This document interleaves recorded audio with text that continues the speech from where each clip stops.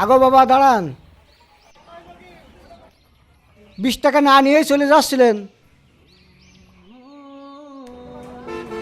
20 টাকাই তো, আপনি রেখে দিলেই তো পারতেন। বাবা এই টাকা তো আমার না, এই টাকা আমি রাখতে পারবো না। তাছাড়া আল্লাহ তাআলা আমার খুব ভালো রাখেছে। ঠিক আছে, আসসালামু আলাইকুম। ওয়ালাইকুম সালাম ওয়া রাহমাতুল্লাহ।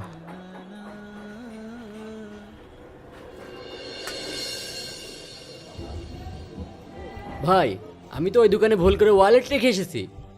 ও, ওই দোকানে রেখে এসেছিস? তাহলে সমস্যা নেই, ওই আঙ্কেলটা অনেক ভালো।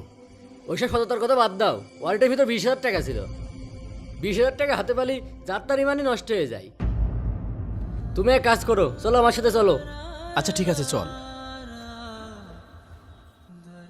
তুই যত যাই বলিস, গরিবদের নিয়ে কোনো বিশ্বাস নেই। দেখবি তো টাকা নিয়ে পালিয়েছে। এই, এখানে একটা বুড়ো ছিল, সেই বুড়ো কোথায়? উনি আমার বাবা, একটু আগে ওদিকে গেলেন। দেখেছিস, আমি বললাম না, ও টাকা হাতে পাওয়ার সাথে সাথে এখান থেকে ভেগে গেছে। আরে ভাই, একটু আগে এখানে আমি 20 টাকা রেখে চলে যাচ্ছিলাম, উনি নিজে আমাকে ডেকে 20 টাকা দিলেন। কি বলিস? তোর কোথায় 20 টাকা? আমার মানি ব্যাগে ছিল প্রায় 20,000 টাকা। 20,000 টাকা পেলে কারোর মাথা ঠিক থাকে? কোথায় 20 টাকা আর কোথায় 20,000 টাকা? তারপরেও এইভাবে অনুমান করা ঠিক না। স্যার, আপনাদের কথা ভুল হচ্ছে। আমার বাবা চোর হতে যাবেন কেন?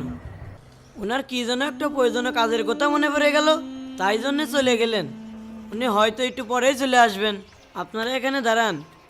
থাক, তোমাকে আর ছাপাই গাইতে হবে না। আমি নিশ্চিত বুঝতে পারছি এখান থেকে মানি ব্যাগটা পাওয়ার পরে সে চম্পট দিয়েছে। আচ্ছা হয়েছে, থাম, চল এখন। বাবা আপনারা এখানে, আর আমি আপনার মানিব্যাগ নিয়ে আপনার অফিসে খুঁজতে গেছিলাম। দেখেছিস, ওই দেখ হাতে মানি ব্যাগ। এই মানি ব্যাগ নিয়ে পালাইছিল। বাবা পলাবো কে? আমি তো আপনাদেরই খুঁজে বেড়াচ্ছি। আপনারা ছাপাই গাওয়া লাগছে না, সব চোর ধরা পাওয়ার পরে এইরকমই বলে।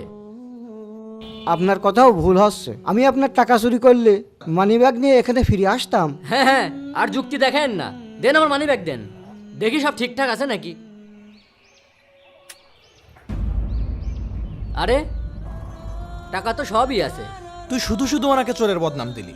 তুই যে এতগুলো কথা ওনাকে বললি, ওনার ছেলেকে বললি, তোর তো লজ্জা করা উচিত। বাবা ওনার কিছু বলেন না, ওনার দোষ নেই। আমাদের সমাজটাই এই রকম। আমাদের সমাজের মানুষটা মনে করে গরিব মানুষ মানেই চোর, অথচ বড় বড় চোর যারা আছে ওদের প্রতি কেউ খেয়ালই করে না। যাক বাবা, তোমার প্রতি আমার কোনো অভিযোগ নাই, কোনো রাগও নাই। যাও, তোমরা যাও। প্রিয় দর্শক, চাচার কথাগুলো যদি আপনার মন ছুঁয়ে যায়, ভিডিওটি অবশ্যই শেয়ার করবেন।